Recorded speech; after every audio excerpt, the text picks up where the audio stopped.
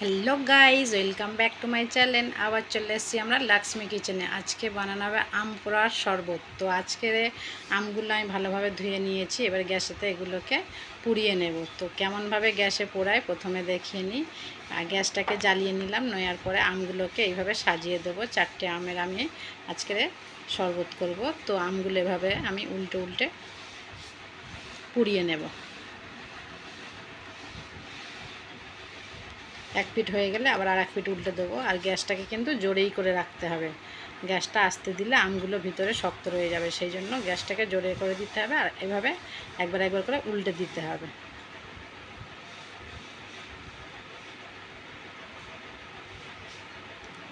তো একে একে সবগুলোকে আমি উল্টে দিলাম একবার, আরও একবার উল্টে দিতে হবে।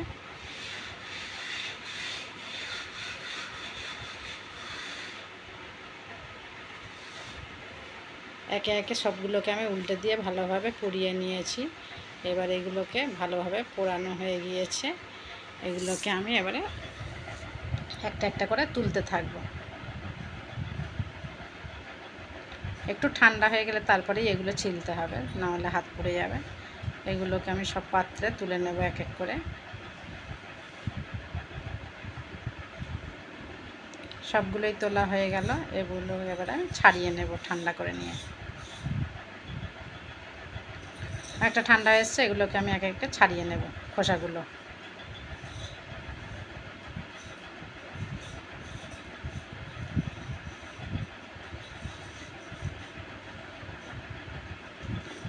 খোসাগুলোকে সব ছাড়িয়ে নিলাম এভাবে।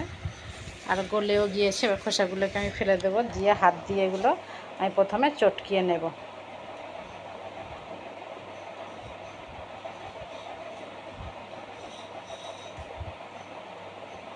এর মধ্যে ঠান্ডা পানি দিয়ে দেবো।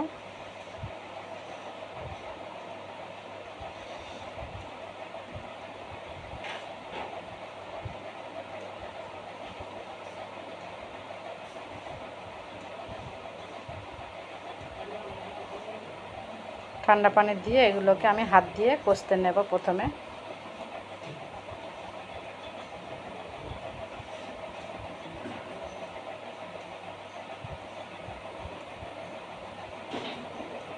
একে একে সবগুলোকে কষিয়ে নেব ভালোভাবে। নিয়ে আটিগুলোকে কিন্তু ফেলে দিতে হবে।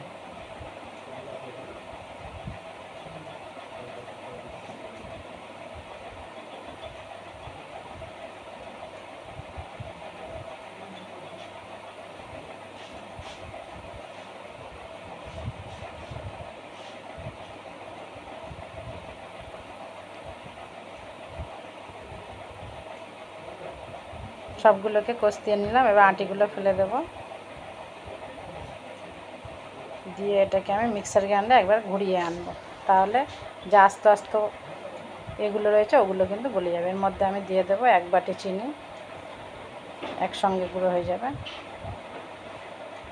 এবার দিয়ে দেবো বিট নুন পরিমাণ মতো। যে যে ক গ্লাস করবে সেরকম পরিমাণ মতো নুন দিয়ে দেবে, বিট লবণ।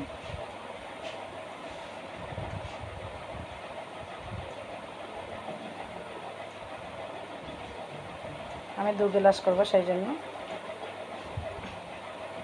কম করে দিচ্ছি।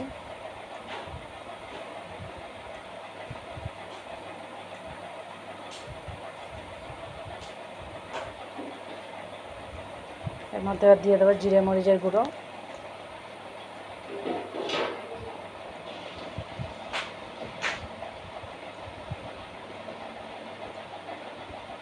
দিয়ে মিক্সার গ্রাইন্ডারে এটাকে মিহিন করে নিয়ে আসবো।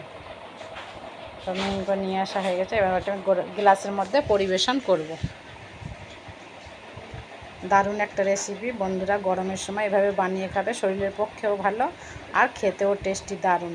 তো এইভাবে আমার রেসিপিটা ফলো করো আর সুন্দরভাবে বানিয়ে ফেলো আম পোড়ার শরবত। তাহলে বন্ধুরা আমার ভিডিওটা অবশ্যই লাইক করো, দারুণ টেস্ট।